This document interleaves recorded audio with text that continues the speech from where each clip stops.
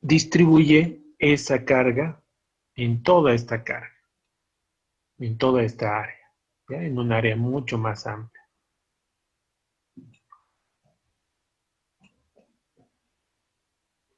¿Ya? Y hemos definido que eso se transmite a una cierta profundidad que le vamos a llamar nivel de fundación, de deep foundation, del inglés deep foundation, ¿no? Entonces, el área de contacto en la base de la fundación, la profundidad a la cual se está construyendo esta fundación, se conoce como el nivel de fundación, deep foundation.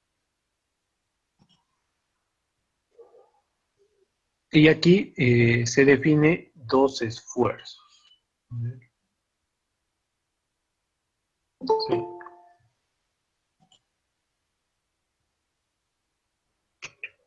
Dos esfuerzos. Los esfuerzos geostáticos y los esfuerzos inducidos en el suelo. ¿Ya? Son dos esfuerzos que se definen de la siguiente forma. Los esfuerzos geoestáticos son aquellos que ocurren debido al peso del suelo que se encuentra sobre el punto que se está evaluando.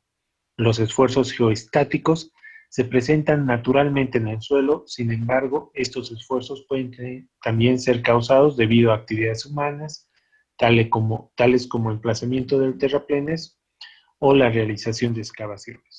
Estos esfuerzos geoestáticos que están presentes dentro del suelo los hemos estudiado en la materia de mecánica de suelos 1, donde en un perfil de suelo dado, ¿ya? Con unas profundidades dadas y unos tipos de suelos con pesos diferentes, ¿ya? Y tal vez la ubicación de un nivel freático, ¿ya?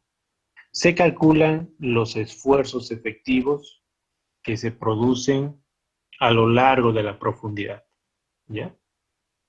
Hay un capítulo entero de esfuerzos efectivos verticales en la materia de mecánica de suelos 2, y a eso se refiere en este libro como esfuerzos geoestáticos, debido al material del suelo, y estáticos porque no son dinámicos, ¿ya? Son productos de las cargas permanentes en el perfil del suelo, ¿ya?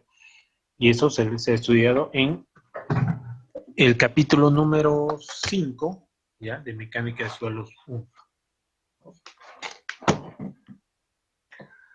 Y se define otro tipo de esfuerzos, que son los esfuerzos inducidos, que se definen como aquellos que son causados por cargas externas, tales como fundaciones de estructuras, presas, muros de contención.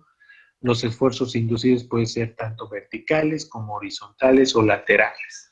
¿Ya? Entonces, a esta teoría que ya sabemos de mecánica de suelos 1, se añade unos esfuerzos adicionales, ¿ya? A los geoestáticos, producto del emplazamiento de fundaciones principalmente, ¿ya? Y es que una fundación superficial que tiene la función de distribuir en un área mucho más amplia la carga que soporta, genera en el suelo una variación de esfuerzos efectivos, ya que es la reacción del suelo, que esto provoca un asentamiento en el suelo, ¿ya? Y ambos eh, evalúan la capacidad del suelo para soportar esta carga, ¿ya? Es así que se presentan los capítulos 1, 2 y 3 de esta forma, en la relación de una fundación que induce esfuerzos en el suelo adicionales a los que ya existen. Estos provoca asentamientos y los asentamientos evalúan la capacidad del suelo. En este capítulo se desarrollan íntegramente las maneras de determinar los esfuerzos inducidos, los cuales se debe adicionar a los esfuerzos ya existentes al peso propio del suelo, es decir, los esfuerzos geostáticos. Por lo tanto, el cálculo de esfuerzos inducidos se considera como un cálculo de incremento de esfuerzos de masa de suelo. Ya lo que habíamos dicho, el cálculo de esfuerzos geostáticos, que es a partir del esfuerzo vertical, fue visto en el capítulo número 5 de Mecánica de Suelos 1, y en este capítulo se enfoca al cálculo del incremento de esfuerzos efectivos producto de principalmente la adición de una fundación en el terreno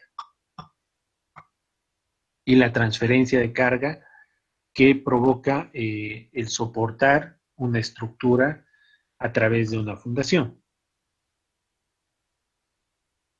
Mediante experimentos realizados se ha mostrado que al aplicar una carga de la superficie del terreno sobre un área bien definida a una cierta profundidad, los incrementos de esfuerzos no se limitan a la proyección del área cargada, debido a que en los alrededores de esta también ocurren un aumento de esfuerzo. Como en su mayoría de los incrementos de esfuerzos verticales en planos horizontales es siempre constante a cualquier profundidad, el incremento de esfuerzo inmediatamente debajo del área cargada va disminuyendo a medida que aumenta la profundidad, debido a que el área de influencia comprendida aumenta también con la profundidad. ¿Ya? Y para esto se presenta esta figura, ¿ya? Y hay que entender que el incremento de esfuerzos que se produce a través de un, una fundación, ¿ya? Va variando. Un momento, por favor.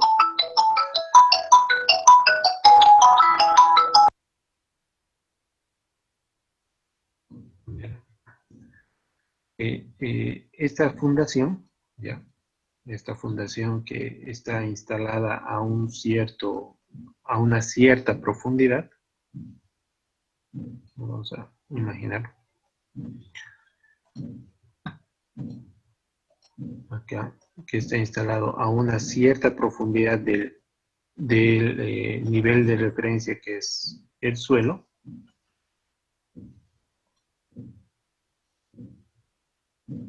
¿Ya? Aquí está el suelo. ¿Ya? Induce una carga distribuida, ¿ya? A esta profundidad. A esta profundidad. ¿Ya? Y lo que ocurre es que esta carga distribuida se va disipando a medida que se va profundizando el suelo. ¿Ya? Entonces, en un área mucho más cargada, en un área mucho más amplia, ¿ya? Este valor va disminuyendo, ¿ya? Es así que usualmente el estudio de incremento de esfuerzos, ¿ya? Realizados en un plano totalmente vertical, genera incrementos de esfuerzos diferentes en las profundidades que van disminuyendo a medida que se va profundizando. Esto en un plano vertical. Ahora, si vemos otro plano vertical, ¿ya? Comparar otro plano vertical, digamos este, vamos a ver que el incremento de esfuerzos, ¿ya? El incremento de esfuerzos es la misma idea, solamente que en menor magnitud, ¿ya? Por debajo del área cargada, por debajo de la fundación, existe una fuerte influencia de la carga con respecto al suelo que está inmediatamente debajo de la fundación. Y a los costados, ya, al suelo circundante, cercano, que no esté exactamente por debajo del área cargada, ya, se tiene, ya, se tiene unos, una influencia menor, ya, al incremento de esfuerzo. ¿Ya? Y esto lo demuestra de Sousa, ¿ya? De Sousa en esta imagen, ¿no? Entonces, con eso en la mente, se puede determinar los incrementos de esfuerzos verticales existentes en una serie de métodos desarrollados basados todos en la teoría de la elasticidad. A pesar de que el suelo no es un material que cumple cabalmente esta teoría, ¿ya? De Souza afirma que la aplicación de esta teoría es justificable cuando se trabaja en el análisis de incremento de esfuerzos debido a que está en cierto nivel de esfuerzos donde existe cierta proporcionalidad de los esfuerzos y deformaciones. Sin embargo, la mayor justificación de la utilización de estos métodos es no disponer de una mejor alternativa.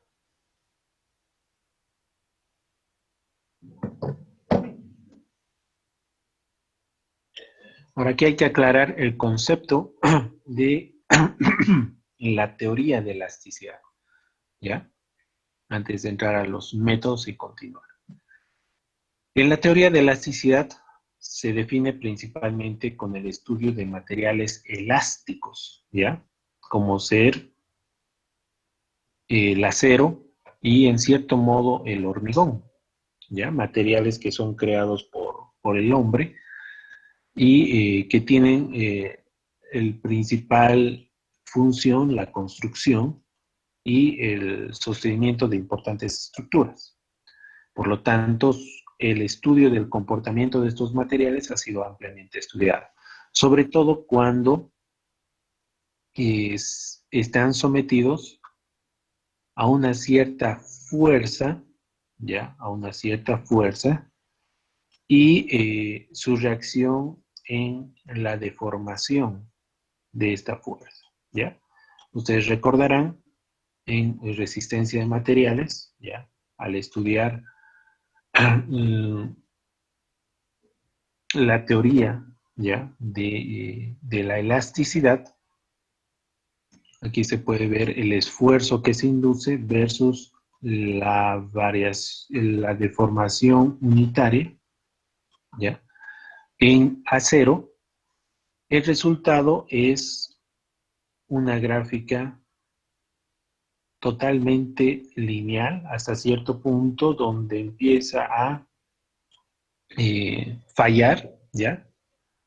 Donde empieza a haber un comportamiento plástico, ¿ya?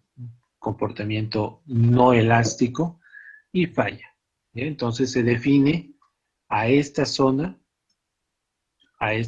lineal como la zona elástica del acero, donde la relación entre el esfuerzo y deformación es prácticamente lineal.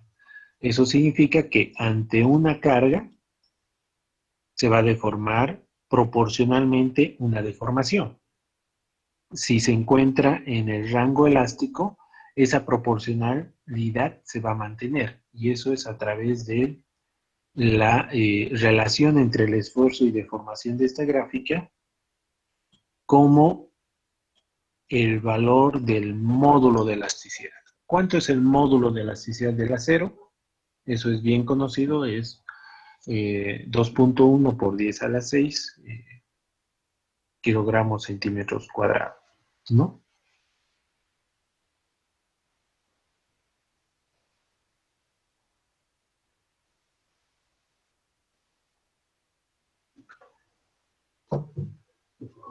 Esa es la teoría de elasticidad. Ahora, ¿qué pasa en el suelo? Si en el suelo, si en el suelo aplicamos este mismo ensayo, ¿ya? Este mismo ensayo, la gráfica comparado con la del acero va a ser más o menos de esta manera, ¿ya? O si no, de esta manera. Dos tipos de gráficas, para suelos tipo 1 y para suelos tipo 2, como se explicó en capítulo número 6 de Mecánica de Suelos 1, que es esfuerzos a la resistencia al corte. Existen dos gráficas de diferente comportamiento, en el cual el suelo presenta ciertamente resultados curvos, ¿ya? En ningún momento se puede apreciar un trayecto lineal como el que es el del acero, ¿ya? Entonces, aquí el comportamiento del suelo se define como un material no elástico, ¿ya? No elástico. Y es por eso que acá, en el punto de hacer la referenciación de que los métodos están basados en la teoría de la elasticidad, se hace notar de que el suelo no cumple cabalmente con esta teoría, ¿ya? Por lo tanto, es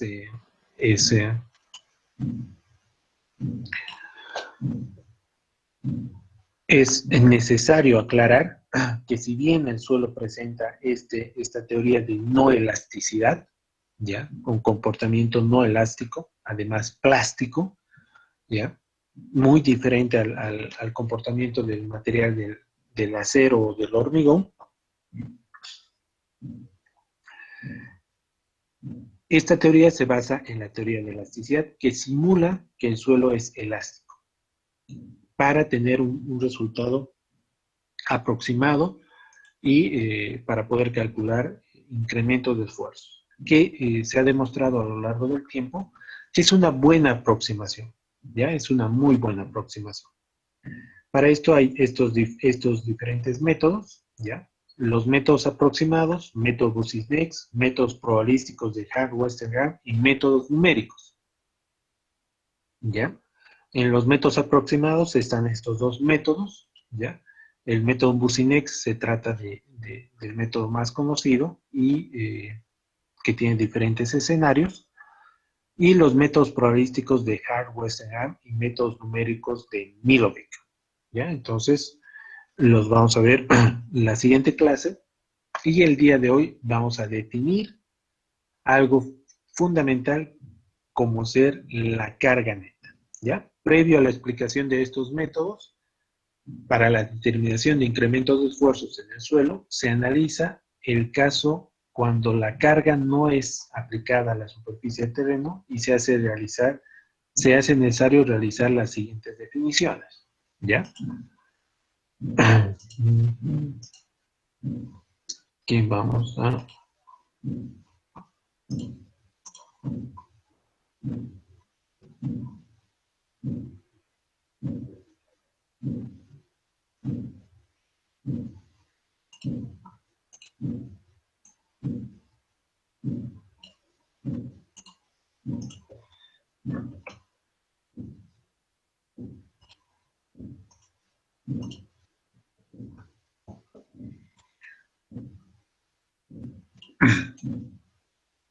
Ya, vamos a definir primero que estamos trabajando en un suelo, ¿ya? Donde claramente nuestro nivel de referencia para cualquier profundidad, medida o altura va a ser ciertamente el nivel del suelo, ¿ya?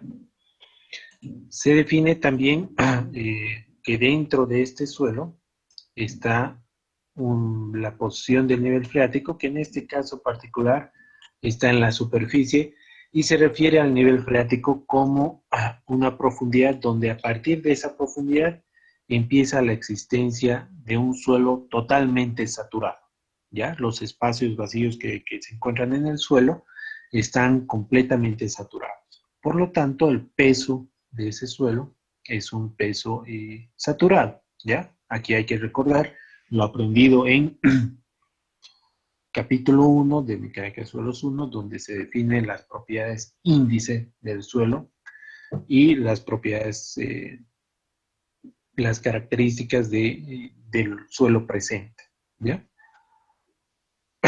Y se define, ¿ya? Se define un concepto que es el nivel de fundación, ¿ya? Como dice aquí.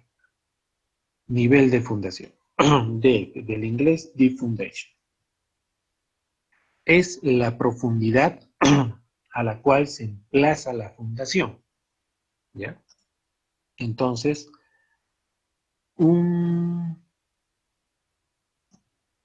buena práctica, digamos, en fundaciones superficiales, es tomar el nivel de fundación a 1 metro, 1,20 m, 1,50 m, dependiendo de las características del suelo y del uso tradicional que se tenga y de la estructura, ¿ya? El nivel de la fundación cumple cumple la función de proteger en el tiempo a la fundación. ¿Ya? La fundación es enterrada, la estructura de la fundación es enterrada para protegerlo en el tiempo. ¿Ya? Imagínense que esta fundación esté en la superficie, ¿ya? Expuesto a cambios de temperatura, expuesto a cargas externas, expuesto, por decir, si un auto está cerca, puede chocarlo, ¿ya? Entonces, para proteger de esas situaciones es que la fundación se entierra, ¿ya? Tomando en cuenta que una fundación, con una estructura de fundación, es una de las estructuras más importantes de toda la estructura, porque es a través de esta estructura que se soporta toda la estructura. Si esta estructura falla, si la fundación falla, estaría comprometido todas las demás estructuras, ¿ya? Es por eso que se entierra. Se entierra a una cierta profundidad superficial, ¿sí? Que permite eh, proyectar la segunda etapa la etapa de construcción, ¿ya?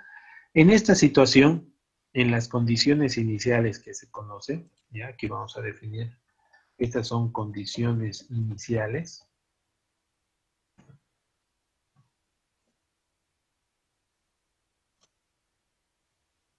¿ya? Estas son condiciones iniciales.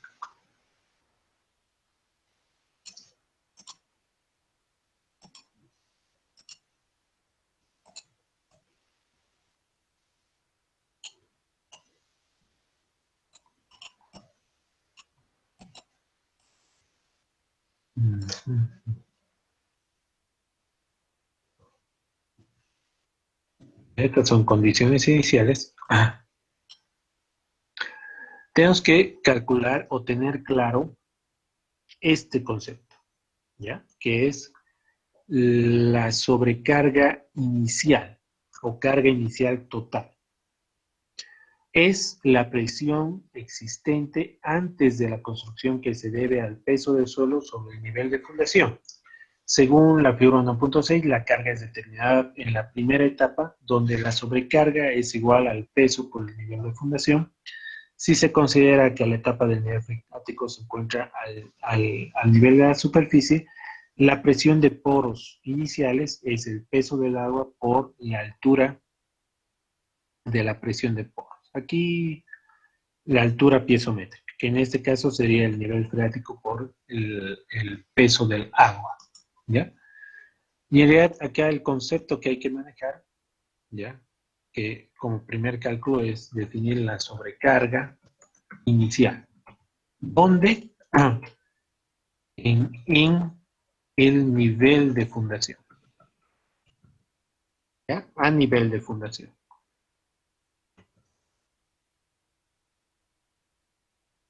donde se tiene proyectado la sobrecarga efectiva, ya vamos a hablar de la sobrecarga efectiva del nivel de fundación, ¿ya? Que sería eh, la fórmula, ¿ya? De la sobrecarga inicial efectiva igual a la sobrecarga total menos la presión de carga inicial. ¿Ya? Esta es la ecuación que tiene dos componentes.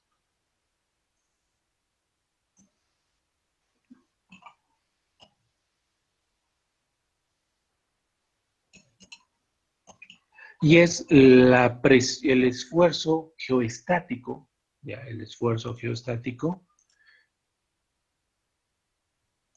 que presenta el suelo en condiciones iniciales a nivel de fundación, a nivel donde se está proyectando que la fundación va a iniciar, ¿ya? Y la ecuación general es esta, que el esfuerzo efectivo de la sobrecarga efectiva inicial a nivel de fundación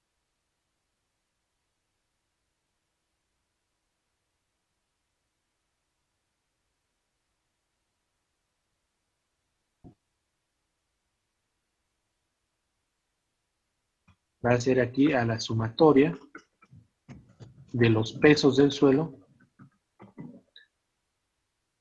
multiplicado por los espesores de los estratos, tomando en cuenta el nivel freático, ya el nivel freático en condiciones iniciales, y tomando en cuenta los pesos. No, tomando en cuenta el nivel freático inicial en condiciones iniciales, no, 0. Tomando en cuenta el nivel freático en condiciones iniciales, ya como se calculaba en suelos 1 para el cálculo de esfuerzos efectivos, ¿ya? Y en este caso particular, ¿ya? En este caso particular, el nivel freático en condiciones iniciales, ¿ya? Está en la superficie, ¿ya? Lo que significa que todos los suelos que están hasta esta profundidad están con un peso saturado, ¿ya? Entonces, aquí el tomar en cuenta la posición del nivel freático es tomar en cuenta que los pesos por debajo del nivel freático son pesos saturados. Suelos que están por encima del nivel freático se toman en cuenta como pesos secos, ¿ya? Pesos secos donde no tiene presencia del agua. Y el esfuerzo total, ¿ya? Porque este es el esfuerzo total. Esfuerzo total inicial, ¿ya? Es la sumatoria de todos los pesos que están involucrados hasta la profundidad del nivel de fundación. Hasta esta profundidad. Ya en este caso particular, como se tiene un solo tipo de suelo, como se tiene un solo tipo de suelos y un solo estado entre la superficie y la profundidad, aquí la sumatoria se reduce a solamente el espesor de este suelo hasta el nivel de fundación multiplicado por el peso saturado. ¿No? Es por eso que este ejemplo se reduce a solamente este valor.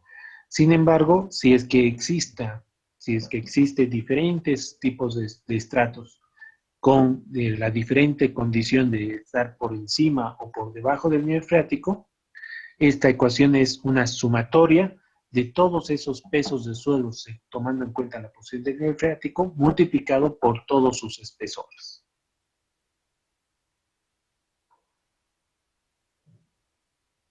Esto calculado hasta el nivel de fundación, ¿ya? Donde es el nivel proyectado donde se va a fundar el suelo. Luego, en esta ecuación de la sobrecarga efectiva inicial, está la presión de poros en condiciones iniciales, ¿ya? La presión de poros definida como el peso del agua, ¿ya? Multiplicado por la altura isométrica desde el nivel de fundación hasta la posición del nivel freático en condiciones iniciales. ¿Ya? Esta ecuación tiene estos dos términos, ¿ya? Es una ecuación bastante sencilla, pero el concepto es basado en la teoría de mecánica de suelos 1, ¿ya? La presión de poros es la multiplicación del peso del agua multiplicado por la altura, ¿ya? Desde la posición del nivel de fundación hasta la posición del nivel freático. En este caso que se presenta, como el nivel freático está a la altura de la superficie y el cálculo es a partir del nivel de fundación, y la ecuación se reduce a la altura, a esa altura multiplicado por el peso del agua. La diferencia de estos dos valores, ¿ya? La diferencia entre el esfuerzo total inicial y la presión de poros en condiciones iniciales, da como resultado el esfuerzo que siente el suelo en condiciones iniciales a nivel de fundación. ¿Hasta aquí alguna pregunta? ¿Se entiende?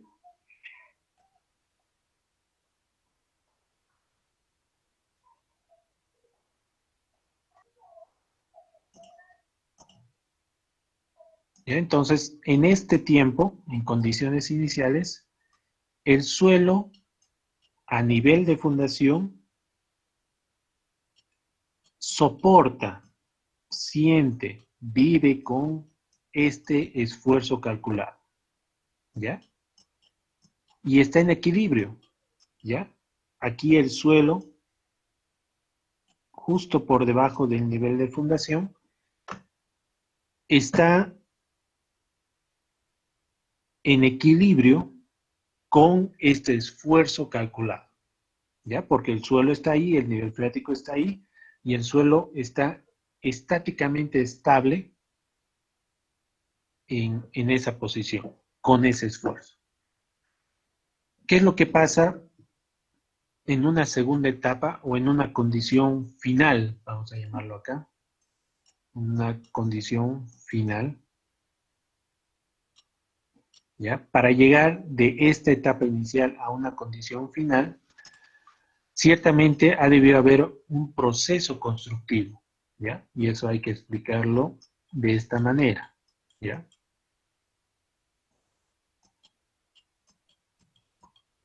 El suelo inicialmente estaba definido con una superficie, ¿ya? Y se tiene proyectado el nivel de fundación, ¿ya? Con, en este ejemplo, el nivel freático en la superficie, ¿ya? En condiciones iniciales.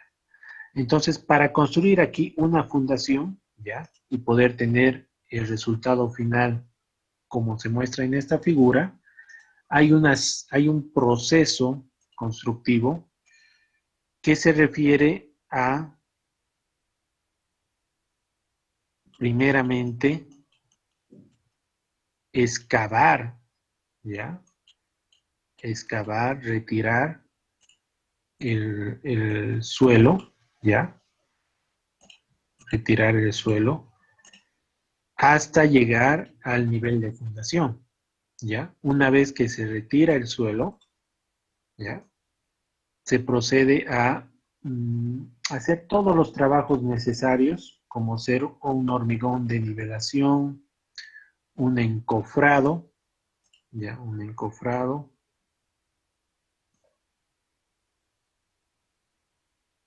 ya, un encofrado, para poder, eh, para poder hormigonar, ya, hormigonar la forma de la zapata, ya. Después de hacer la zapata, usualmente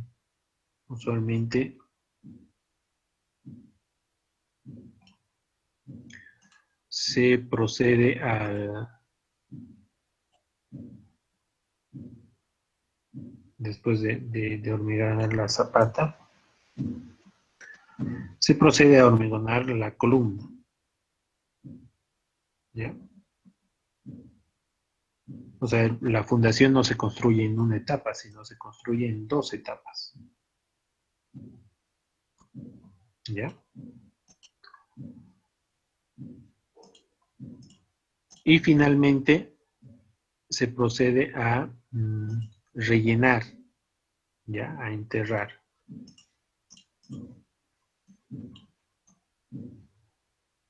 A rellenar todo este espacio vacío,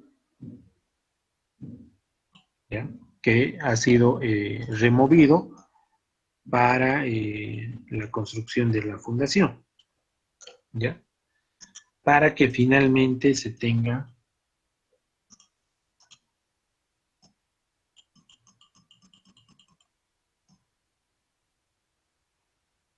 construido la fundación, ¿ya? para que se tenga construido la fundación enterrada. ¿Ya? Y en todo este proceso,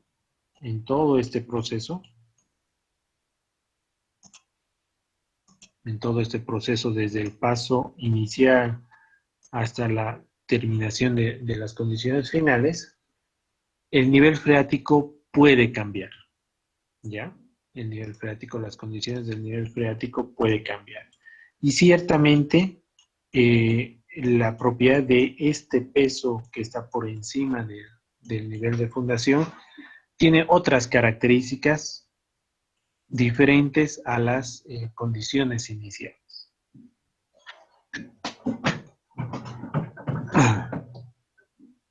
Es así que acá se determina, ya se tiene que determinar cuánto es el esfuerzo en condiciones finales que se transmite al suelo al nivel de fundación.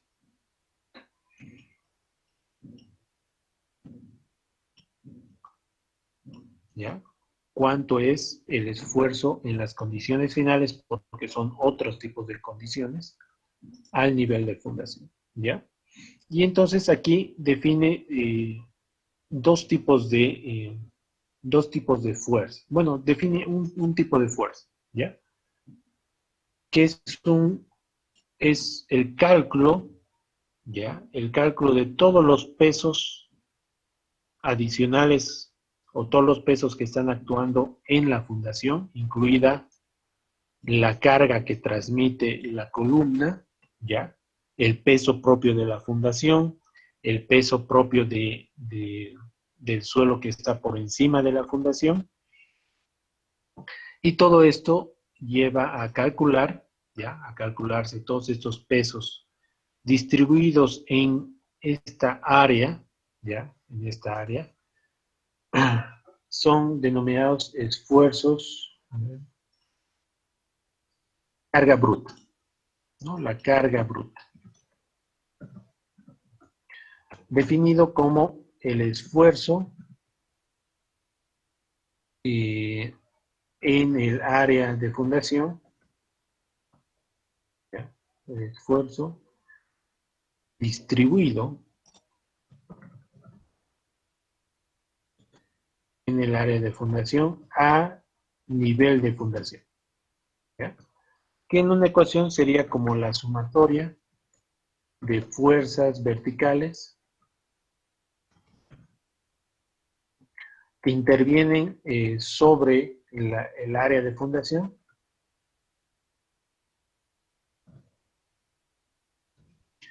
dividido entre el área de fundación.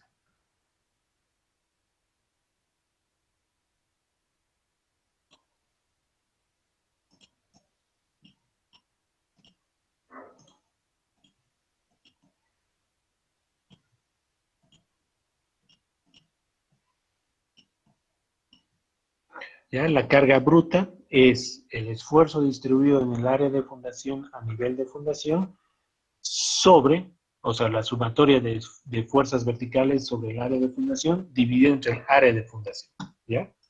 Entonces, a esta área de fundación, todos los pesos verticales que están por encima, ¿ya? Como definidos como carga bruta.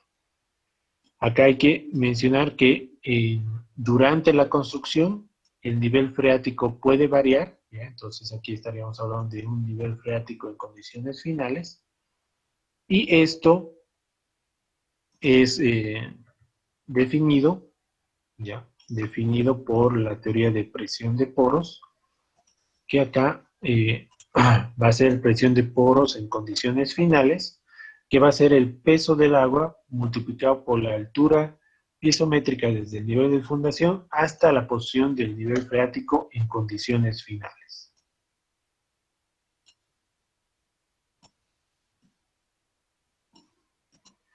¿Ya? Estos dos valores nos va a permitir calcular, ¿ya? Calcular como en este punto,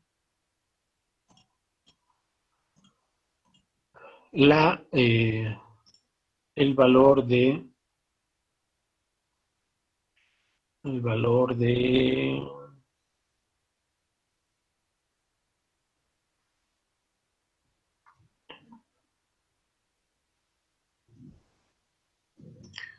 sobrecarga efectiva final a nivel de fundación, que sería el Q efectivo, la sobrecarga efectiva a nivel de fundación, ¿ya? El Q, la sobrecarga efectiva final a nivel de fundación, que sería denominado como Q efectivo, que va a ser la carga bruta, ¿ya? Menos la presión de poros en condiciones finales.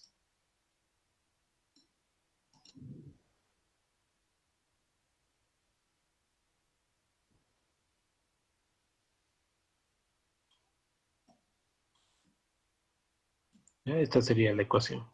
¿Ya? La presión de poros esto y esto.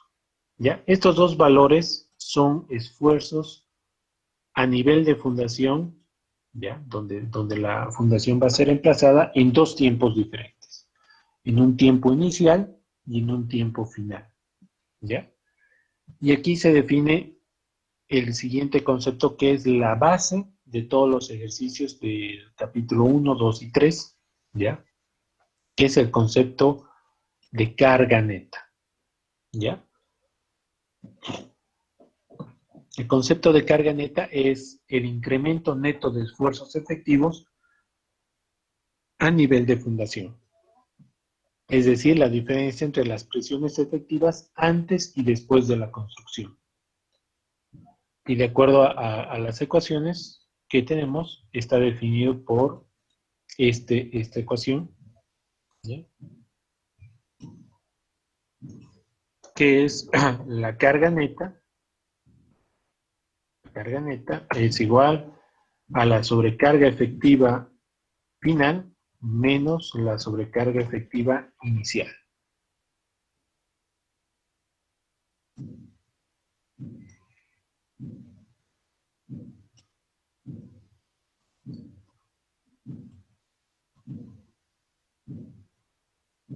¿Ya? Se utiliza estos cálculos para hallar la carga neta. ¿Qué significa, qué simboliza la carga neta?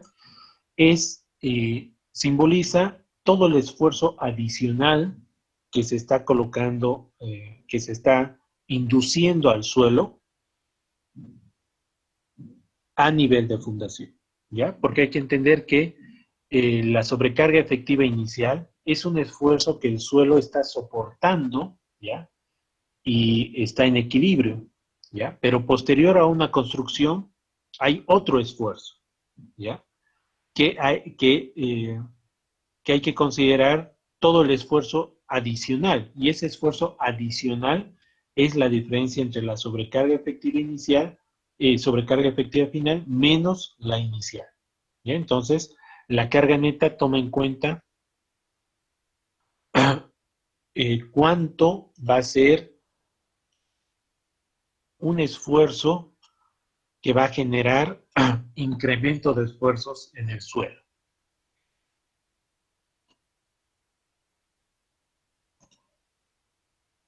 ¿Ya?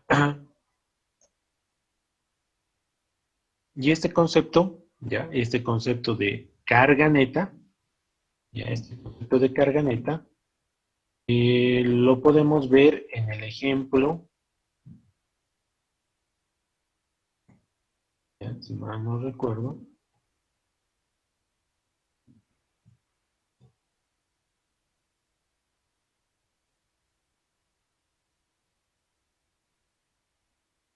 uno punto dos, ¿ya?